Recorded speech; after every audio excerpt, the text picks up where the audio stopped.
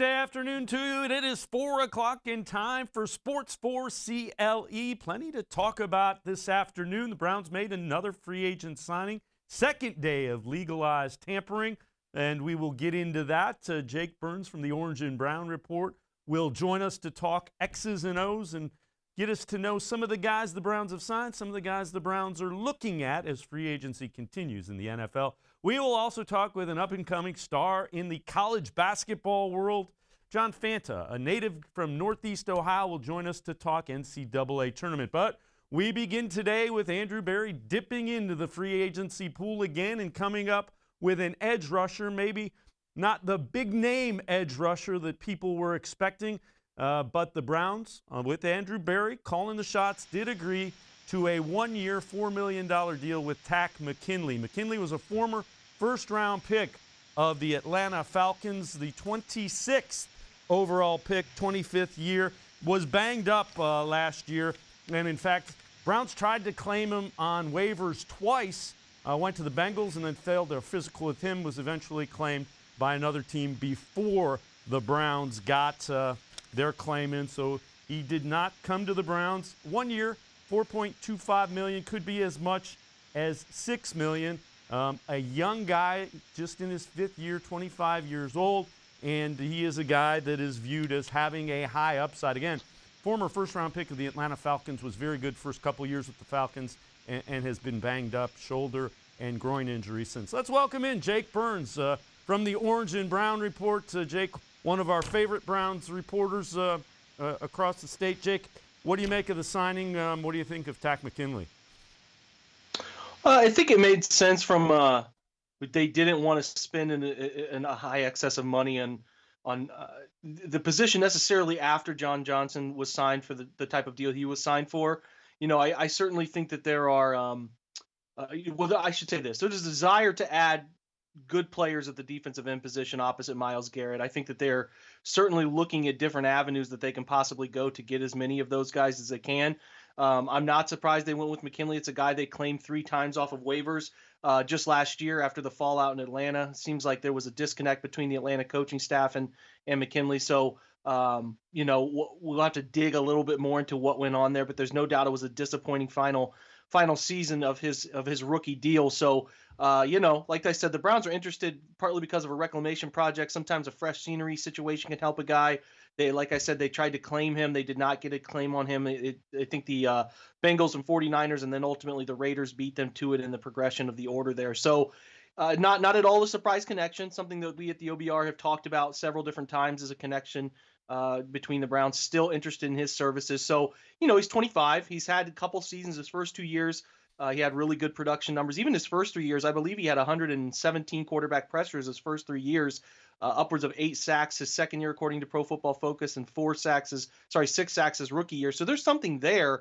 It's just trying to figure out what that disconnect was last year between that groin injury that he had that put him on the outs with Atlanta, and then sort of how that manifested itself into 2 failed physicals before he landed on the long-term IR with the Raiders. So, yeah, I don't totally know some of those little intricacies, but a guy who has not had bad pass rush grades throughout his career in snaps. He's not played a high volume, never more than 600 and some change in the NFL in terms of total snaps, but a nice rotational player. And if they go out and sign somebody or draft somebody and pick 26 or 59 that they feel can be that guy too, they could certainly look to piece together 3 good players at that position. So you like that it's a low base, $4.25 million, as Adam Schefter reported, and could get up to 6 if he hits some of those incentives. So I like it as a projecting like a rebuild type player who could come in, like I said. And if he has that, I'm not trying to call it a Shaq Barrett situation, but if he has that sort of launch, sometimes a change of scenery, a change of perspective, joining a different franchise that maybe on the up and up instead of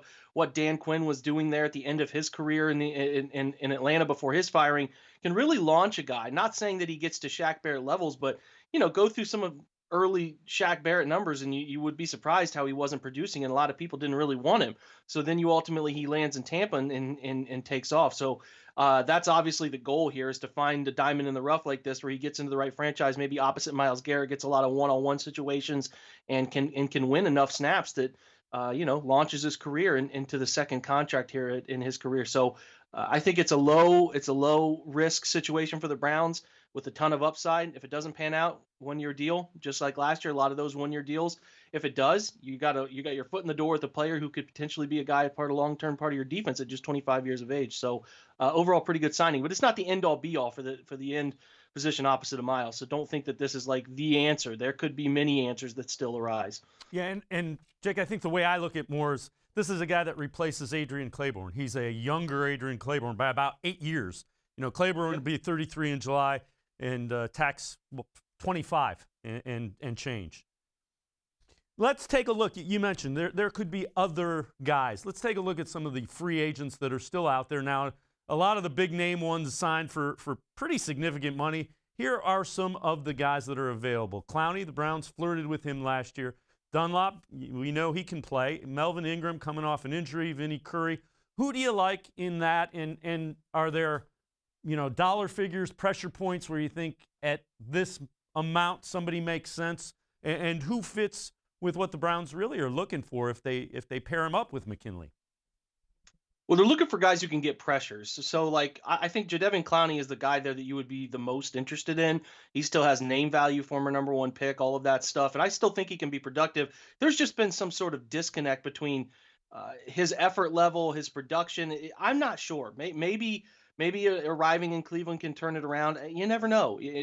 Joining a different culture.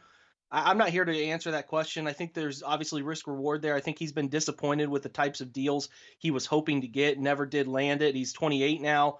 I don't know. The salary cap goes up next year. Maybe he's looking to get a 1-year deal, but not much production in 2020. He dealt with injury issues, but you're dealing with Takk McKinley there. You're hoping that you could find something buried inside a career year for that type of player. So obviously he's put together good seasons, 3 Pro Bowls, but he's not the player he's perceived to be by the general public. Those inside the NFL ultimately understand that, and that's why he's dealing with the market he's dealing with not only last year, but now this year.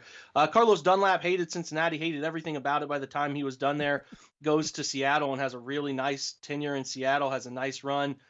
Getting some big plays for that defense. He's a guy who is as far as physical tools, a freak of nature, man, a big guy, really big guy, but he is 32, so he does have that nature, but 6 sacks, and I believe most of those were in Seattle, multiple Pro Bowls earlier. A guy that when Cleveland faced them in Cincinnati, I was always afraid of Carlos Dunlap just because of the traits that he has, but like I said, he was so burnt out with Cincinnati and the culture in that place that by the time he arrived in Seattle, he really bolstered Seattle's pass rush, which was anemic when he arrived. So an interesting player there.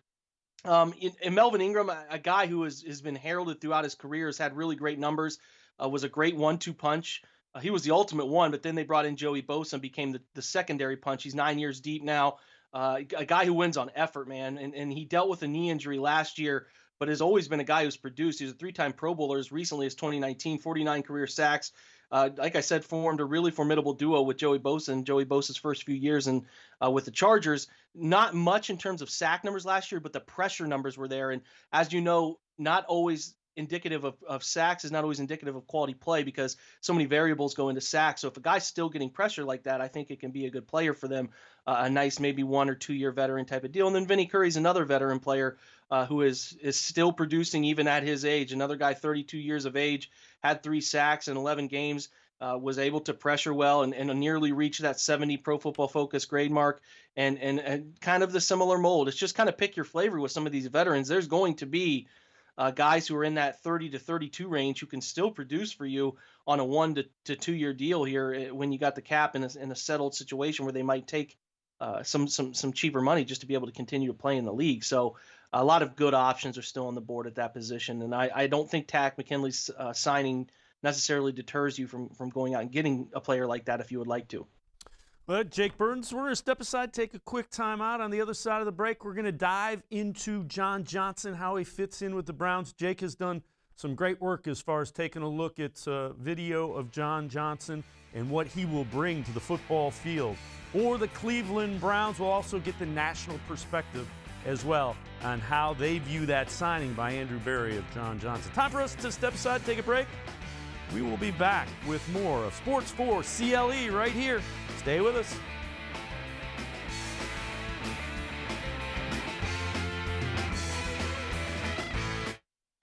Tri-C is here for you. Now more than ever, you need a post-secondary education So I encourage you to start your journey here at Tri-C. The majority of classes will take place online, but we've added a variety of formats to meet your learning needs, and we've taken many steps to keep you safe on campus. Whether you're ready to get started or your four-year plans have changed, Tri-C is where futures begin. When it comes to selling you a mattress, most retailers are handing you a long line of extra steps that drive up costs and create confusion. At the Original Mattress Factory, we simplify the mattress shopping experience by building mattresses and box springs in our own local factories and selling them direct to you. It's short, sweet, and simply makes sense. So experience more than just the mattress store. Experience an original, the Original Mattress Factory.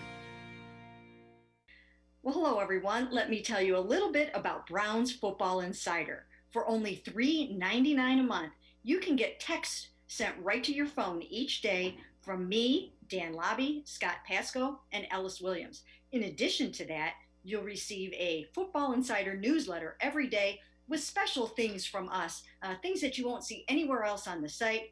You'll get breaking news, analysis, features, film breakdown, and things like that.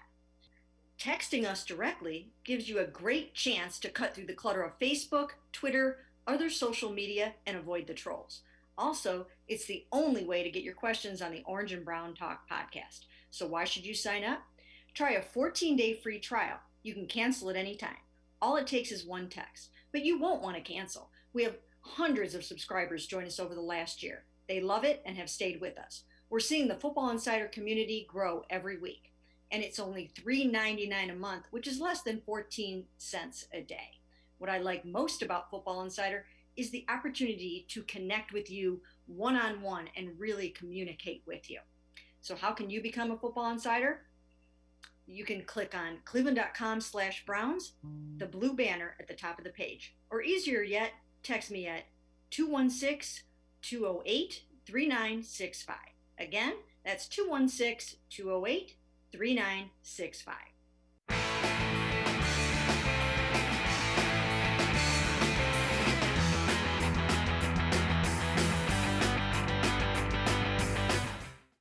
Sports 4 CLE continues. We continue to talk Browns free agency. 24 hours ago, the Browns signed John Johnson, a safety. And after digesting that for about 24 hours, got to like the signing a whole lot. Let's take a look. National perspective as well as local perspective, and good things going on as it is being applauded both nationally and locally. A guy who fits Joe Woods' defensive system and who has been rated by most among the best available safeties out there. Field Yates saying Johnson, viewed as one of the smartest, most instinctive safeties in the league, brings leadership and reliability plus impact plays. He fits the analytics mold of everything, age-wise as well. In his fifth year, continues to be getting better and better, and he will be a leader in the Browns secondary. Most of the people nationally feel that he is a perfect fit in Joe Woods' system. And let's check out what Joe Thomas, Mr. Brown, says. Additionally, Johnson has been the play caller on the Rams defense, the green dot, if you will. Translation, super smart, great leader, exactly what a young and talented Browns secondary needs to add. Bravo to Browns GM Andrew Berry for once again combining position of need with a top free agent. Let's welcome back in Jake Burns from the Orange and Brown Report. Jake, I know you've done a lot of work looking at what John Johnson does on the field. How do you feel about this signing and how important it can be to that Browns defense? Yeah, I probably watched too much last night. I was up really late looking at it. I mean, he's a lot of fun. I haven't seen a safety or really a defensive player like this in a while. I mean, we get spoiled with watching Myles Garrett and some of the things that he's able to do that we take for granted when we're watching it, or sometimes people complain about, where it's like, watch some of the other guys in the league before you complain about this stuff. Well, it's like with John Johnson, he's doing so many things, and I'm just like sitting in my chair kind of trying to figure out what to point out because there's so many things. I kind of view him as a Tyrann Mathieu light. Like he does a lot of similar things. He will he will play all over the field. He'll play deep half coverage, deep quarters coverage, and 2 high safety looks. He occasionally will play that center fielder single high and those sorts of looks, whether that's cover 1 or cover 3. He'll do that. He'll come down in the box and play off the edge and run support. He will play slot corner. He's played wide corner on tight ends before. He's played in the box as a linebacker because, as Brandon Staley, the defensive coordinator of the Rams last year, now the Chargers head coach, noted that they had some issues at their linebacker room, which kind of sounds familiar to what Cleveland is currently kind of structuring their defense around. And he was able to play in the box for them. So it's literally is a true Mike or Will on certain occasions. So he can do everything, and he can do it all well. He's a run support guy who can get down in there, mixes it up near the line of scrimmage. He is a guy who can cover the slot, curl flat to hook, play zone coverage, and feel good about it. He can play tight ends. The thing he'll do really well, hopefully, that we see and feel an impact right away. It feels like the Browns have not covered tight ends since like 1984. Well, they certainly have a guy here who has proven to cover tight ends. Through his career, if you look at his 4 years, has given George Kittle and San Francisco 49ers some fits at times. He's effective. I mean, he's a really good football player. He's not an overwhelmingly great athlete. I think he clocked a 4.61, and his shuttle times were pretty solid, but not great. So that's why he slipped into the 3rd round. Was picked 91 in 2017. Some of those concerns, but like when you watch him play, he plays fast. Not a fast straight line guy or a guy who can really burst in and make those unbelievable twitchy hip flip plays, but he's so smart. He's so cerebral about the way he approaches the position, and has made note of this when he started to really take off in 2018, how he changed his approach to studying film and really started to get out in front of what teams are trying to do defensively, to the point that he grew into becoming a captain. And as you noted, Peter Schrager noted there, a leader for the Rams, a leader in the community. He was their mic'd up guy. He was the guy who was the voice of that defense, a defense with Aaron Donald and Jalen Ramsey, two dynamic personalities in a defense. And he was the voice. He was the leader. He was the guy for them, man. And he was, like Joe Thomas has noted, and people have noted, myself too, that he was the guy who wore the green dot. And it's not as uncommon as it used to be to see a safety be the communicator between the coach and his teammates, but especially for Johnson, man, if you get a chance, I wrote on him. I put up a ton of different things he does well in terms of coverage and run support and open field tackling and all of the things he can do. But just watch the way he communicates, the way his teammates respect him, the way he's leading where people need to be on the field pre-snap. He's the communicator. He's the guy making sure everybody's where they're supposed to be. And there's a mic'd up. He had a couple different mic'd ups this last year where he was with against Washington and against Green Bay in the playoffs. And just fascinating to hear him talk and how he goes about things and the way he's calling out things ahead of time. Just one of the true game-changing players the Browns could have gotten free agency. I've been preaching all offseason that I know they need to upgrade the edge opposite Miles, and they need some long-term interior defensive line pieces, but the coverage is was such a disaster coming into this that they had to address it. They just had to go out and get somebody in the secondary that they were going to feel good about in a bunch of different positions, and a bunch of flexibility that he can grant a defense is really, really important. So they truly they kicked this one out of the park, man. Like, you could not have gotten a better player for them. He's going to play this year at 26. They get him for 3 years. There's actually an out after his second year in case things go south, which we hope that doesn't happen, but there is. So it's a well-structured contract, but you get him for his age, 26, 27, 28 prime years, and have a chance to maybe bring him back if things go as well as you plan. And, seems like John Johnson's really excited to be coming to Cleveland, and he's the perfect yin to Miles Yang in terms of up front, where Miles is sort of that humble, internal leader. He kind of keeps everything tight to the chest. He doesn't really let out a ton of vocal emotion. John Johnson is the opposite of that, where he is a vocal guy. He's leading through not only example, but voice and some of those things that not all guys are comfortable doing. So it's really exciting to see how he meshes with Miles between leadership in the front four and the back four. So I just can't wait to see him. It was such a fun breakdown. And the Browns have a guy, so often we see the Jamal Adams, we see Tyrann Mathieu, we see, in division, Minkah Fitzpatrick, we saw Ed Reed for all those years, all that dynamic safety play, Troy Polamalu. It'd be fun to have a guy like this with the Browns who can really change games at that position, kind of roaming, doing a bunch of different things, using his instincts that we see so many times, but we haven't seen a ton of with Cleveland. So it should be a lot of fun. And as it sits right now, they could not have signed a better player for what they needed in this on this defense. The other thing it does is we've continually heard Joe Woods wants to play 3 safeties a lot, which usually means 2 linebackers. He fits that mold, correct? He gives them what Joe Woods is looking to do. It's kind of a Joe Woods signing, if you will, which if you're Andrew Barry, that's what you want to do. Give your guys what the pieces they need to do what they do. Yeah, I mean, listen, Joe Woods wants to play 3 safeties, but ultimately just wants to play his best 11 players. So if those guys are safeties, or if one guy's a nickel, if one guy's if they have 3 great linebackers, they would find a way to put those linebackers on the field. Like he just wants good football players. I think sometimes we can pigeonhole, well, you need 3 safeties and 2 corners and 2 linebackers and 40. He wants his best 11. So like if that means moving John Johnson down to play linebacker in situations, he'll do it. If that means getting another corner on the field because they sign a good corner, they draft a corner who proves to be a player that they got to get on the football field, they'll do it. So don't, and this isn't necessarily lecturing you or anybody, saying it's just like they're going to play their best 11 players. So if John is labeled as a safety, don't necessarily view him that way. That guy's like, he's a hybrid, like the NBA has gone to just not a small forward, but a wing. Like he's a defensive back that is he's just a defensive back. He can do everything back there. So he'll do that. The same with Grant Delpit. If Grant Delpit's healthy, he can do a bunch of different things. And the same with Ronnie Harrison, who can do a bunch of different things. And then if you go sign or draft a slot guy that can play in there, they can do a bunch of different stuff too. So you want as many pieces on your chessboard that can do different things to cover Lamar Jackson, to cover, how do we cover the Bills, Stephon Diggs and Cole Beasley and all these fast threats that they have, and Josh Allen, how do we maintain him? Or how do we stop this flat motion craziness Pittsburgh's throwing at us? Or how do we stop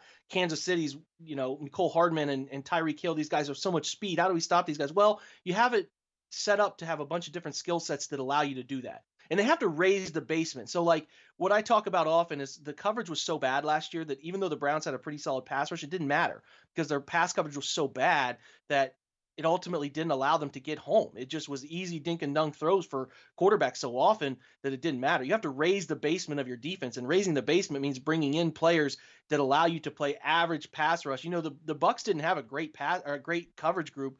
They had just a bunch of guys that were average to above average to approaching that good level that allowed their pass rush to get home. So you try to have a dynamic force one way or the other, either great coverage or great pass rush, but the other side of it, whatever you're great at, the other side of it has to be average to allow that part of your team to be effective. So they need to be able to play a bunch of different coverages, a bunch of different looks in the secondary, because that confuses quarterbacks, causes them to hold on to the football a split second or two longer, and that allows 95 to get home. That allows Sheldon Richardson to get home, and that allows ultimately whoever they sign and play a majority of the time opposite of Miles to get home. And that's where you say, okay, they got a bunch of sacks. Well, why did they get a bunch of sacks? Because they covered really well. So those two counterbalance each other. I think the Browns are going to probably try to invest as much as they can in a really deep draft too at the secondary position.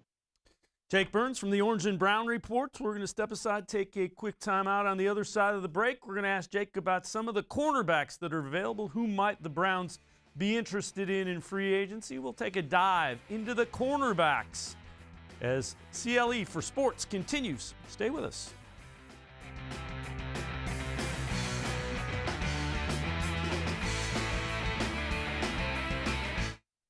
Prescott Downs and Casino has sports betting. Use one of our 50 state-of-the-art Bet America kiosks to place your bet and watch your favorite games on one of our many HD televisions, or visit our sportsbook area. Only at Prescott Downs and Casino. We're living in uncertain times, but you don't have to put your future on hold. At Tri-C, you can move ahead while staying safe and saving money. The majority of classes will take place online, but we've added a variety of formats to meet your learning needs, and we've taken many steps to keep you safe on campus. Whether you're ready to get started or your four-year plans have changed, check out Tri-C's programs and resources, because Tri-C is where futures begin. When it comes to selling you a mattress, most retailers are handing you a line. A long line of extra steps that drive up costs and create confusion. At the Original Mattress Factory, we simplify the mattress shopping experience by building mattresses and box springs in our own local factories and selling them direct to you. It's short, sweet, and simply makes sense. So experience more than just the mattress store. Experience an original, the Original Mattress Factory. Do you like Ohio State football? Would you like to get information from me, Doug Lesmerises, about Ohio State football without having to look at my face? We have got the plan for you. Become an Ohio State text subscriber through cleveland.com. You send a text, 614-350-3315. What do you get? 2, 3, 4 texts right in your phone every day about Ohio State football. Inside information, polls, voting, all kinds of things. You can be on our podcast. We take text subscriber questions on our Buckeye Talk podcast every week. If you really want to be involved with Ohio State football, in season or out of season, become an Ohio State tech subscriber from cleveland.com. Send a text to 614-350-3315. 14-day free trial. What do you have to lose? $3.99 a month after that. 614-350-3315. I'll see you in your phone.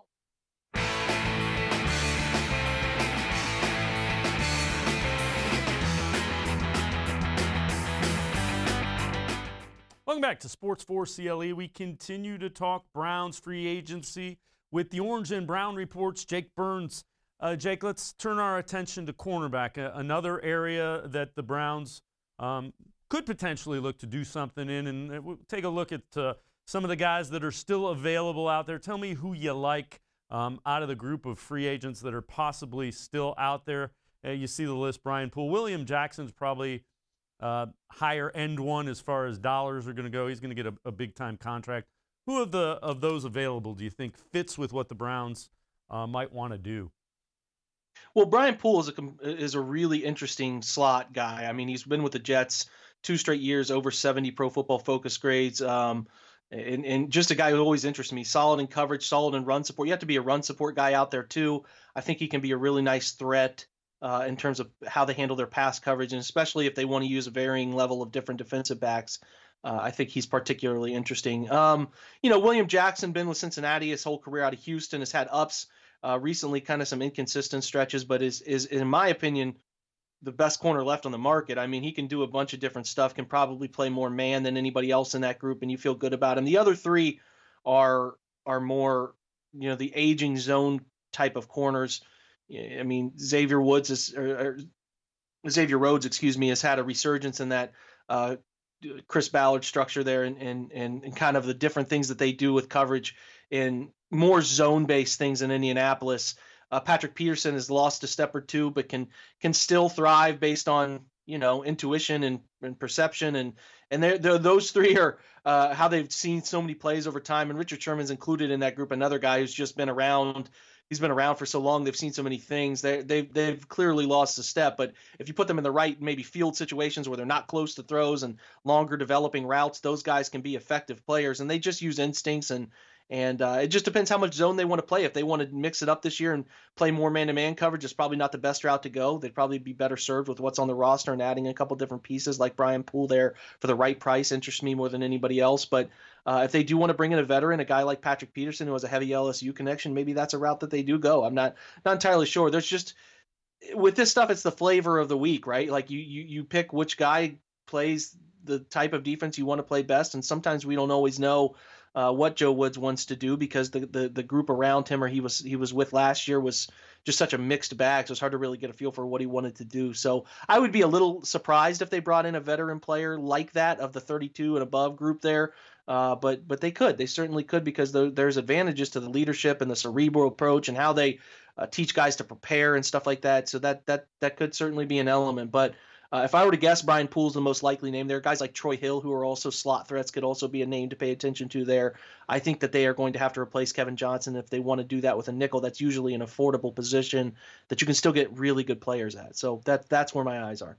Do you think they are more likely to address cornerback in the draft as opposed to through free agency? You've seen, and they still have plenty of money to spend. Don't get me wrong, it's not that, but it certainly seems like they're, Greedy Williams, by all accounts, is going to be back on the field. You can't really count on him, but does that give him the ability to draft a younger guy, if you will? I'd say yes to both. I think they got to look at it this way. Denzel Ward, 3 years into the league, has not played 16 full games in a year. A great player, a guy that I think they keep around and signed to a big deal, and he's great when he's on the field. But the fact of the matter is he has not found a full season into the NFL yet. Greedy Williams, I have to see him get hit on that shoulder to have any feeling whether he's going to be able to consistently play or not. So your top 2 guys, you don't feel like are durable players. So you have to go get people. I go get a slot corner. I go get a veteran outside corner. And then I draft a couple guys because I think you have extra picks in this draft. And this is a deep, deep cornerback draft at the beginning and in the middle rounds. And even guys who are just like late round Bruce Feldman type freak of nature players that have been written about that can really do a bunch of different things. So I hope they go multiple. They sign a couple guys, sign at least one guy at the position and then go get a couple in the draft or vice versa, because I think it's a depth position they need to continue to address. You can never have enough good coverage players, especially those guys on rookie deals. And I hope that they can go out and get better at that position. And it just happens to match up with being a position that is pretty deep in the upcoming draft. Jake Burns, we're going to take one more timeout. On the other side of the break, we're going to flip sides of the ball. Let's talk some free agent wide receivers that the Browns might be interested in. Take one more timeout with Jake Burns from the Orange and Brown Report. When we return, we'll talk some wide receivers and some offensive side of the football for the Browns. Sports 4 CLE, we'll be right back. Stay with us.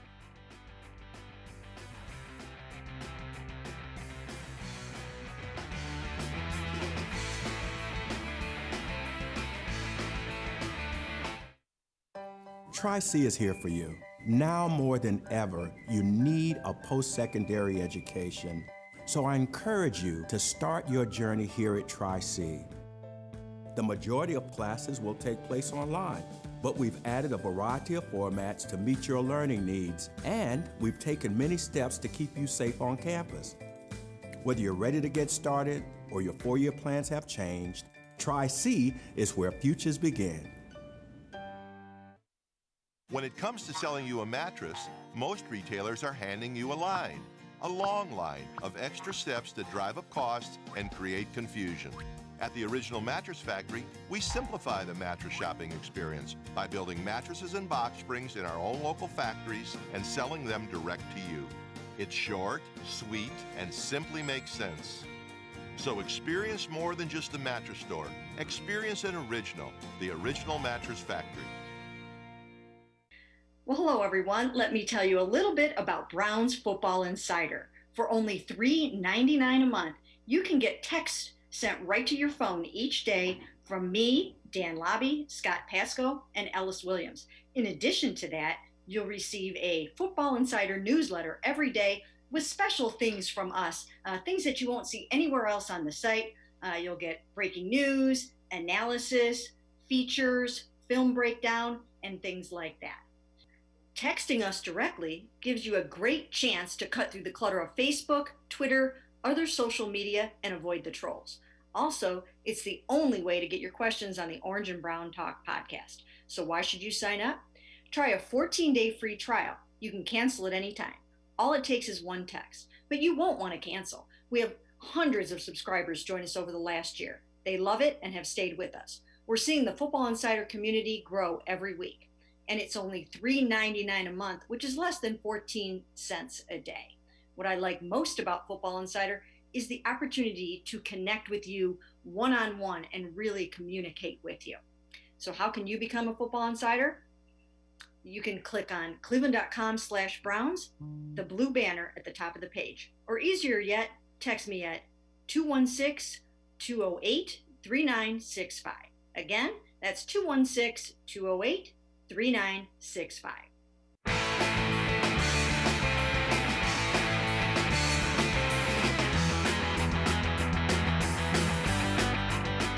Sports 4 CLE continues. We continue to talk Browns football and free agency with Jake Burns from the Orange and Brown Report. Jake, let's take a look at some of the free agent wide receivers. Here is the list. Who do you like in this instance, Jake? I mean, Curtis Samuel's the guy. I mean, if you put Curtis Samuel in this offense, I think he'd be a dynamic player. I think he'd be great working intermediate routes. He'd be great from the slot. He can do flat jet motion things. It's a really good football player who we all remember at Ohio State, who's, I think, blossomed into being a really good football player at the NFL level too, and is start of his career in Carolina. I'm not sure why he hasn't signed yet. I mean, he may have signed since we've started the show. Who knows? He's very good. He's the type of guy who I think is priced out of Cleveland's range as the wide receiver room currently sits, but would be great here if something shook out and they were able to add him. Brashad Perriman, we all remember him from his resurgence he had with Cleveland in late 2018 before he launched into Tampa Bay and the Jets. Still a burner, still a guy they have familiarity with, a guy that they could go get, if they wanted somebody to be a lid-lifting type of player in the secondary, they could open up things underneath potentially by making safeties play deeper in pre-snap coverage. Marvin Jones, a good player too in his own right, just a guy that I think at a veteran price is a little bit of redundancy for for that position. I'm not sure. They would have to be moving on from some pieces like Jarvis and Odell. That would be a lot of bit shocking if they moved on from those guys and brought him in. But it's not out of the realm of possibility there. So yeah, those guys are of interest. Who was the last one there? It was Higgins. Just do you think Higgins? Yeah. And that I think he could. I mean, we know Higgins. We know he's good.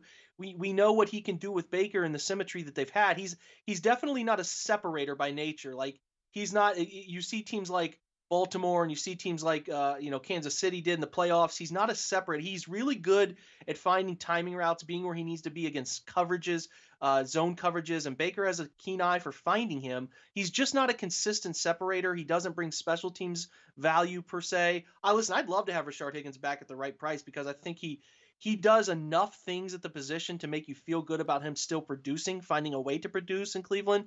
But ultimately with how they have it set up with Jarvis and Odell, and then, Donovan Peoples-Jones come on a little bit, and Kadarius Hodge they offered a tender to. So I just think that there's a lot of redundancy there, and they can't afford to bring back maybe another $3 or $4 million player at that position. So I would, if Higgins comes back, there's always a role for him. He's not going to be dynamic because he doesn't separate well against press coverage and he doesn't run away from people necessarily, but he's tough at the catch point. He'll go up and get the football. He'll find the soft spots in zone and be on the same page with his quarterback, which is very important. So there is value to having Rashard back. I just don't know if the price point, it's not going to be $910,000. I would just be stunned if it was the same veteran minimum $110,000 you saw last year. He just outproduced that. So I hope he finds money. I don't know if that money will be in Cleveland, but yeah, I mean, there are options, but it all depends on, what they do with their top two guys. And then ultimately whether they think they could draft a guy, because it's a deep wide receiver draft that, they have an extra pick in the third round. They could go get somebody, or if there's a really good player in the first or second round that they like too, they could go get that guy with an eye on the future as well. So just like corner, I talked earlier about, it's a position in which they can keep an eye on the future. And there are a ton of really good options in the draft to supplement some sort of esoteric tight skill set players in free agency. Last question I'll ask you before I let you go. Dak Prescott's contract, how does that affect Baker Mayfield's? Does it have an effect on what the Browns are going to end up doing with Baker Mayfield coming up here? They're going to pick up the fifth-year option, and that's set in stone. But as they start talking contract extension, is Baker's deal kind of measured against Dak Prescott's? If he plays really well, it will be. I mean, he's got to continue to play really well, and he's got to continue to put himself in conversation with those guys like Dak, who have been consistent for a while and have shown that they can make plays out of structure and can handle pressure and all of that stuff. So I think Baker is trending in the right direction. I would not be stunned at all if they gave him a deal this year, this offseason, to sort of supplement what they think is a guy who's an ascending player. But ultimately, if he has a great year, plays really well. The Browns are looking at it from this perspective. If they sign him early, they could put themselves in a position. No, we don't want to hear that, but they could put themselves in a position with a player who's leveled off, and then they got the Jared Goff, Carson Wentz scenario playing out. No one wants it. Not saying that's going to happen, but it is a plausible outcome to the situation. Now, I think he's an ascending player, and if he ascends to be ultimately what he becomes is a really good quarterback, and you start negotiating next year, you're also negotiating with a really good quarterback, so who cares? Like, you're so giddy that you found a great quarterback for the foreseeable future that if you have to pay up a little bit, I don't think anybody in Dallas is upset that they paid up a little bit to keep Dak around and make him the face of the franchise. So, that stuff is all there. So, yeah, the fifth year, the most realistic outcome here is the fifth-year option happens. They take another year to evaluate him in this offense with the full offseason and weapons around him and all of that to see where he's at. And at the end of next year, you sit down at the table and say, all right, you're going to play out your fifth year and we'll try to work out a deal as it goes and maybe franchise tag you, or can we find some sort of contract here? I think it's the most likely outcome that they try to sit down after next year, see where the numbers sit, see where his production sits, and see if there's a future there. And don't forget that just because he doesn't maybe strike a deal next offseason or this offseason or next, like I said, there's still tags that can be placed and you can find a way to make it work while you figure out what the best message for both sides. But again, don't be concerned like, oh, well, maybe they should get out in front of him and pay him this year. Well, if he kills it next year and he's an MVP candidate and he throws 35 to 40 touchdowns, it's like the Browns probably end up going to the AFC Championship or Super Bowl. You don't care, man. Pay him. Just pay him whatever he needs. So yeah, that's the best outcome is he balls out and he's the dude. And that's great. and you pay him. So, that's where I'm at with it. Be patient, let him play another year. You got the tag to work with. I'm not a big fan of the franchise tag, but it's there and you can use it and you can keep him around and you can make it work eventually. So, stay patient, see what he's like in another year, Stefanski. And again, if he's not as good as he was this year or he regresses, you're going to be, ooh, I'm glad they didn't give him that deal early. But if he balls out, you're just going to say, pay him. We really like him, pay him. So who cares? So that's where I'm at. Jake Burns, the Orange and Brown Report, always balls out for us here when we're talking Browns football. Make sure you look at him. Orange and Brown Report, always great stuff. Jake, appreciate the time and the insight.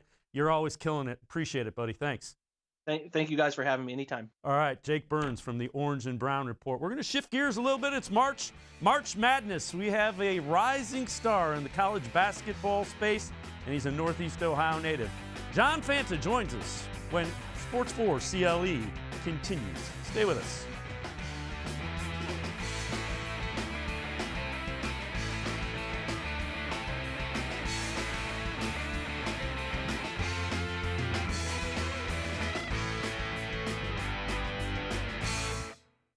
Presque Isle Downs and Casino has sports betting. Use one of our 50 state-of-the-art Bet America kiosks to place your bet and watch your favorite games on one of our many HD televisions or visit our sportsbook area. Only at Presque Isle Downs and Casino. We're living in uncertain times, but you don't have to put your future on hold. At Tri-C, you can move ahead while staying safe and saving money. The majority of classes will take place online, but we've added a variety of formats to meet your learning needs, and we've taken many steps to keep you safe on campus. Whether you're ready to get started or your four-year plans have changed, check out Tri-C's programs and resources, because Tri-C is where futures begin. When it comes to selling you a mattress, most retailers are handing you a line. A long line of extra steps that drive up costs and create confusion. At the Original Mattress Factory, we simplify the mattress shopping experience by building mattresses and box springs in our own local factories and selling them direct to you. It's short, sweet, and simply makes sense. So experience more than just the mattress store. Experience an original, the Original Mattress Factory. Do you like Ohio State football? Would you like to get information from me, Doug Maurice, about Ohio State football without having to look at my face? We have got the plan for you.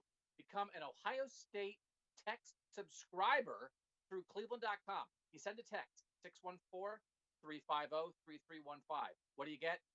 2, 3, 4 texts right in your phone every day about Ohio State football. Inside information, polls, voting, all kinds of things. You can be on our podcast. We take text subscriber questions on our Buckeye Talk podcast every week.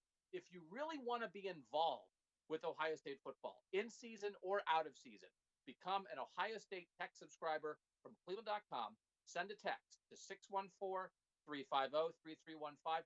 14-day free trial. What do you have to lose? $3.99 a month after that. 614-350-3315. I'll see you in your phone.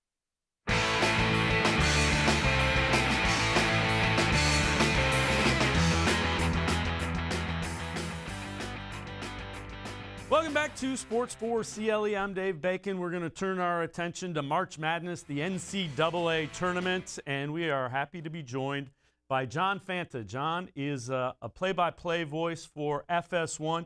He is a Northeast Ohio native, a graduate of the St. Ignatius Broadcasting Network. John, as I told you when I was messaging you, keep killing it. I really enjoy watching you. Let's take a look and talk some NCAA basketball. John, who do you like, some of the tournament favorites when you look at this? Well, Dave, thanks for having me, and it's great to be with you. I think right off the bat, you look at the draws, and Gonzaga has a cakewalk to the Final Four, and they should. They've been unbeaten. They scheduled hard early in the season.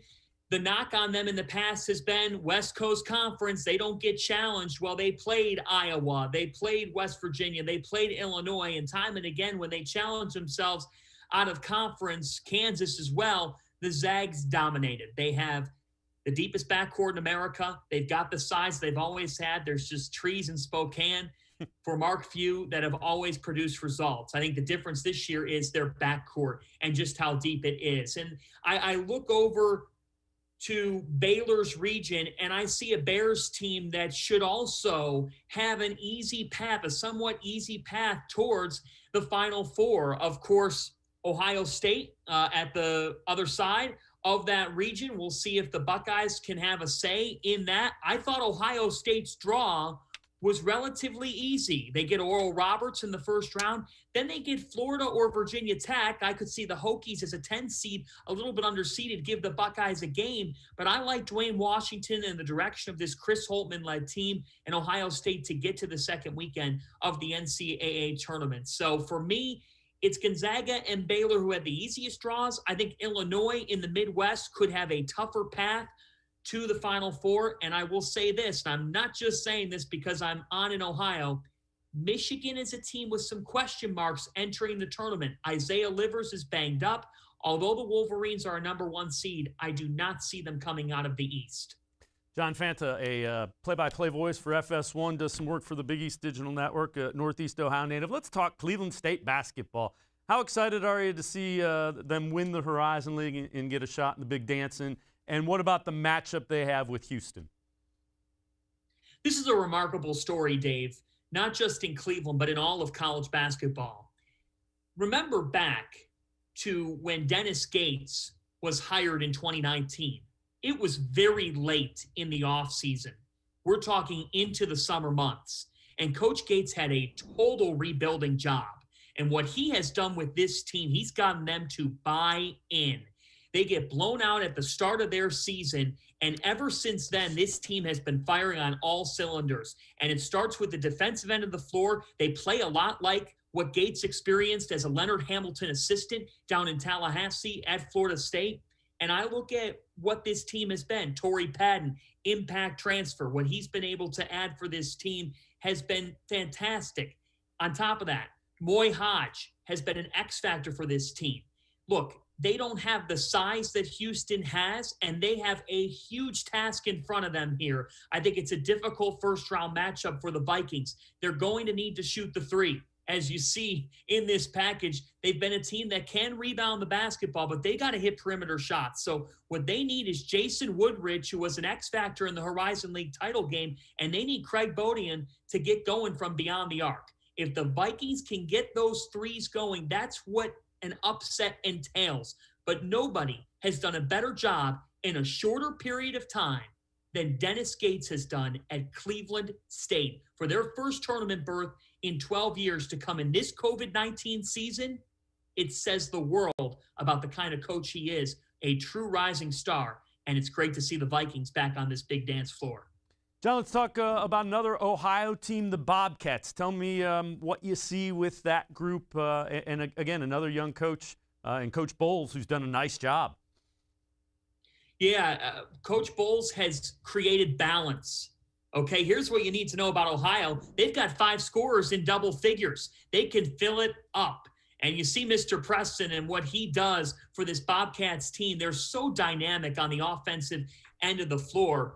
And what stands out to me is they have multiple players, 2 players who average around 2 or 3 3-pointers a game that aren't Preston. So for Ohio, they can beat you in a variety of ways offensively. And that's the type of formula they're going to need to take down Virginia, which I think the Bobcats are a trendy upset pick. And you can see why, because of the way that they won the Mid-American tournament. This was a team that Buffalo did not have an answer for on the defensive end of the floor.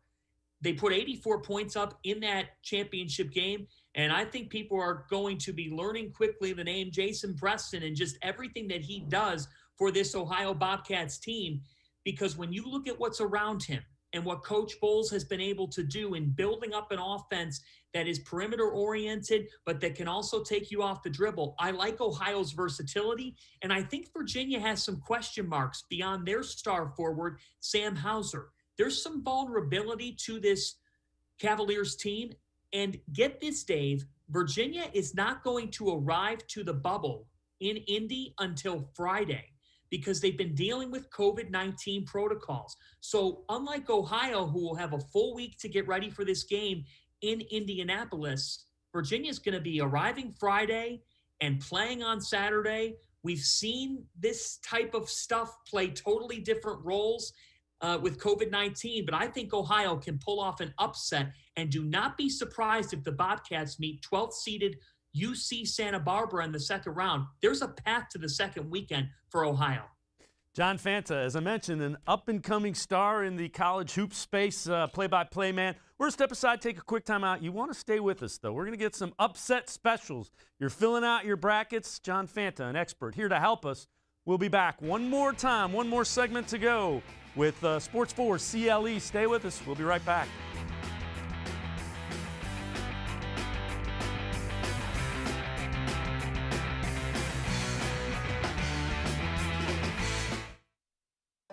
Tri-C is here for you. Now more than ever, you need a post-secondary education. So I encourage you to start your journey here at Tri-C. The majority of classes will take place online, but we've added a variety of formats to meet your learning needs, and we've taken many steps to keep you safe on campus. Whether you're ready to get started or your four-year plans have changed, Tri-C is where futures begin.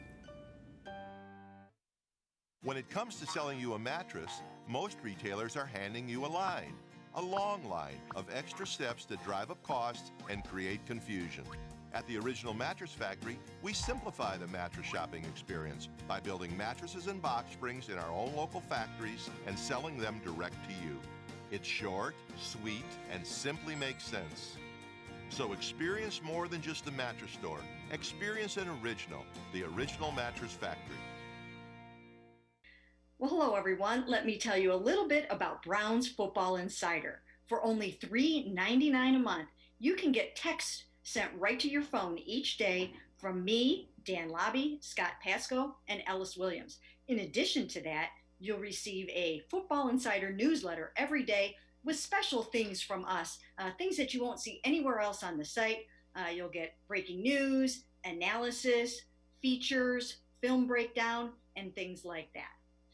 Texting us directly gives you a great chance to cut through the clutter of Facebook, Twitter, other social media, and avoid the trolls. Also, it's the only way to get your questions on the Orange and Brown Talk podcast. So why should you sign up? Try a 14-day free trial. You can cancel at any time.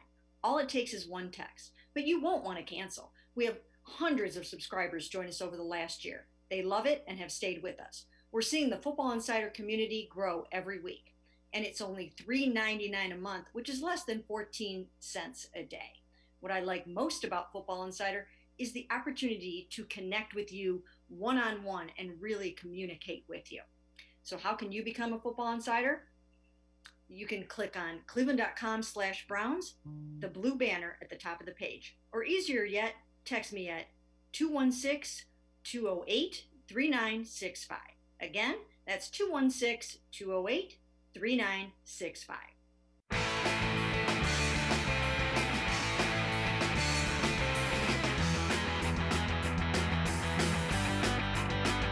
Welcome back to Sports 4 CLE. We continue to talk NCAA tournament with John Fanta, FS1 play-by-play voice, also does work for the Big East Digital Network. John, let's talk some upset specials. People have their brackets out there getting ready to fill them out. Who are some of the lower seeds that we expect, that you expect to move on potentially? Well, I want to stick with what we were talking about with the West region. And because of the fact that I think that Dave Gonzaga has the easiest path to a Final Four, they're also in a region that could feature some major upsets. I really like UC Santa Barbara, the Gauchos. They have a kid named Ja'Cory McLaughlin, senior guard, averages around 16 points per game, well over 5 assists per game. I think this is a trendy upset special. I'm all in on the Big West champions. Watch out for UC Santa Barbara. The Gauchos are an interesting team. We talked about Ohio and what they're able to do, and I would also go across the way. Conference USA has been able to pull off some surprising wins in the NCAA tournament in recent years. We've seen it with Middle Tennessee State. We've seen it with others. Keep an eye on Javion Hamlet. Javion Hamlet. People don't know the name right now. They might know the name by the end of the week. Purdue is younger this year, and I worry about them in a low-scoring grinder. I think North Texas North Texas, the Mean Green, the Conference USA champs, they're only allowing 61 points per game. I think that they could be a team that hangs in with Purdue and could pull off an upset as a 13 seed. Watch out for North Texas. Let's kind of shift focus. Some names of some players to listen out for and pay attention to in this tournament. Wow. Cade Cunningham at Oklahoma State. He's the best NBA draft prospect in the tournament field. And this is where I was talking about the fact that Virginia's region, they got stuck with a bit of a tough draw. Why? Because Oklahoma State, behind Cunningham, owns a double-digit amount of quadrant one wins. That means Oklahoma State has owned a bunch of great wins this season, and they were seeded 4th. That is a tough draw for Illinois to have to face potentially Oklahoma State to kick off the Sweet 16 that second weekend in a 1-4 game. So I have my eyes on Cade Cunningham. I think that he is a fascinating player in this tournament. I would also shift things because I think if the Connecticut Huskies are going to make a run, the name that you need to know is James Bouknight. UConn has not been in the NCAA tournament in the last 5 years. And the reason why they're back in is because Bouknight had produced a late season surge in the regular season to get Connecticut to this point. If Bouknight's healthy, he is a really high impact player. Watch out for him. And then additionally, Dave, if Cavalier fans are looking for a sharpshooter, a guy that could really stretch the floor, keep an eye on this name, Corey Kispert. I love the way that he plays. He's a stretch forward. He's the best three-point shooter in college basketball, and he is going to have a big tournament for the Gonzaga Bulldogs. John Fanta, as I told you, keep killing it. Appreciate the time. He is a graduate of St. Ignatius, and he is doing great work with FS1, calling basketball games, and is part of the Big East Digital Network. John, great work. Appreciate the time. I am sure we will check in with you once we get a little further into the tournament.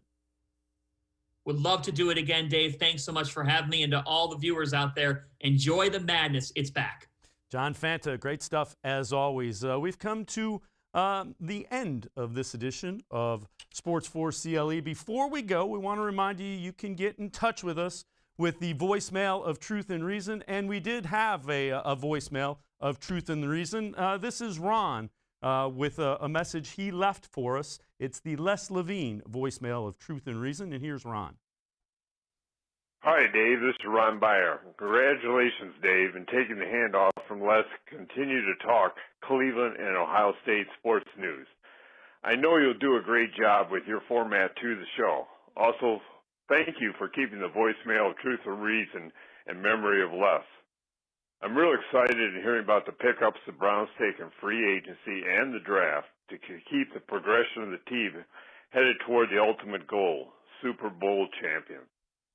And again, Ron, appreciate the kind words, and we will maintain. It is the Les Levine voicemail of Truth and Reason. You see the number right there. That'll do it for us. We have a full show planned for you again tomorrow. It will be Ellis Williams joining us along with Doug Lesmerises. We'll talk more Browns football, some Ohio State basketball, and Ohio State spring football just around the corner. We will see you again tomorrow at 4. Remember, it's Sports 4 CLE.